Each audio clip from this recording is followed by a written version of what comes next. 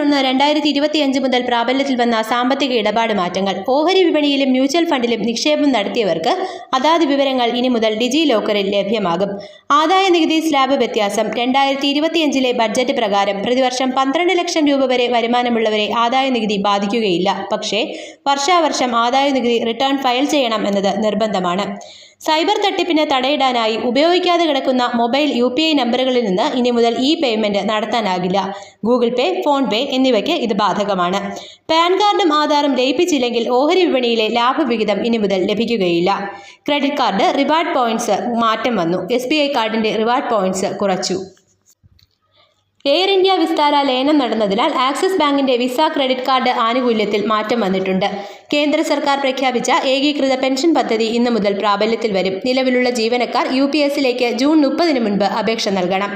GST പോർട്ടലിൽ multi factor authentication ഇന്നു മുതൽ പ്രാബല്യത്തിൽ വരും. ഇനി മുതൽ 180 ദിവസത്തിൽ കൂടുതൽ പഴക്കമില്ലാത്ത രേഖകൾക്ക് മാത്രമേ eWay ബിൽ എടുക്കാനാവുകയുള്ളൂ.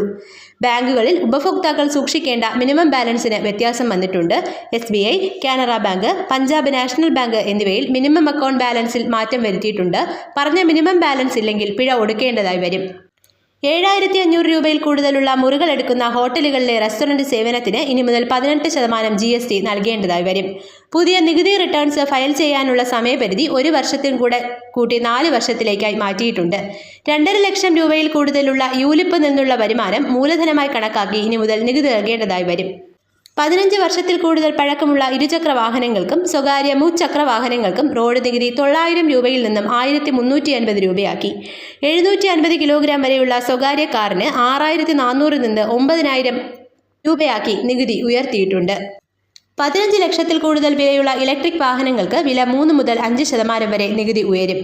24 മണിക്കൂറിൽ കൂടുതൽ ഒരു ജില്ലയിൽ ഫോൺ സേവനം നഷ്ടമായാൽ ആ ഉപഭോക്താവിന് പ്രീപെയ്ഡ് ഉപഭോക്താക്കൾക്ക് നഷ്ടപരിഹാരത്തിന് അർഹതയുണ്ട്. കേരളത്തിൽ ഇന്നു മുതൽ തൊഴിലുറപ്പ് വേതനം 346 രൂപയിൽ നിന്ന് 369 രൂപയായി ഉയർത്തിയിട്ടുമുണ്ട്. ഇതൊക്കെയാണ് ഏപ്രിലിൽ വന്ന പുതിയ മാറ്റങ്ങൾ.